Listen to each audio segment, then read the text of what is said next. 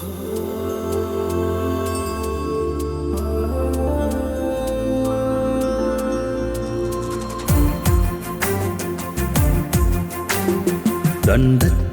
മുറിക്കും വാളുവചനം കേൾക്കുന്നവനെ മുറിക്കും, സുവിശേഷകനെയും മുറിക്കും.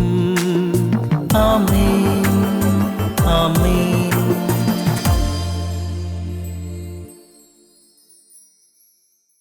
യേശു കർത്താവ് വലിയൊരു സമാധാനം ഇന്ന് നിങ്ങൾക്ക് നൽകട്ടെ.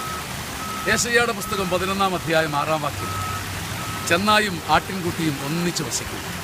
പുള്ളിപ്പുലി കോലാട്ടിൻകുട്ടിയുടെ കൂടെ കിടക്കണം. പശുക്കിടാവും സിംഹവും ഒരുമിച്ച് വസിക്കും. ഒരു ശിശു അവരെ ഭരിക്കും. 7-ാം വാക്യം, 11-ാം അധ്യായം 7-ാം വാക്യം. ചില സിംഹങ്ങളുടെയും ചില പശുക്കുട്ടികളുടെയും നടുവിൽ, ചില കോലാടിൻ്റെയും ചില പുള്ളിപ്പുള്ളിയുടെയും ഇടയ്ക്ക്, ചില ചെന്നായുടെയും ചില ആട്ടിൻകുട്ടിയുടെയും ഇടയ്ക്ക് നീ ഞെരിഞ്ഞിട്ടുണ്ട്, നീ തകർന്നിട്ടുണ്ട്, നീ പെടഞ്ഞിട്ടുണ്ട്, നിനക്കൊന്നും പറയാൻ പറ്റാതെ നീ ഒലഞ്ഞിട്ടുണ്ട്. ഈ ചെന്നായെയും ആട്ടിൻകുട്ടിയെ രഞ്ജിപ്പിക്കുവാൻ, ഈ സിംഹത്തെയും പശുക്കിടാവിനെയും ചേർത്ത് നിർത്തുവാൻ നിനക്കൊരു ശിശുവിൻ്റെ മനസ്സ് വേണം സഹോദര. ഒരു ശിശുവിൻ്റെ മനസ്സ് ഒന്നുടയാനും പഴി കേൾക്കാനും ചതയാനും ഉടയ്ക്കപ്പെടാനുമുള്ള ഒരു ശിശുവിൻ്റെ മനസ്സ്. ഒരു ശിശുവിന് മാത്രമേ ചെന്നായെയും ആട്ടിൻകുട്ടിയെയും രഞ്ജിപ്പിക്കാൻ കഴിയൂ.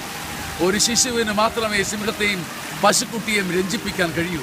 പശുക്കുട്ടികളെയും സിംഹങ്ങളെയും രഞ്ജിപ്പിക്കുവാൻ ശിശുക്കളുടെ മനസ്സിൻ്റെ സന്തോഷവും നൈർമല്യവും യേശു നിങ്ങൾക്ക് നൽകട്ടെ. ആമേൻ, ആമേൻ, ആമേൻ.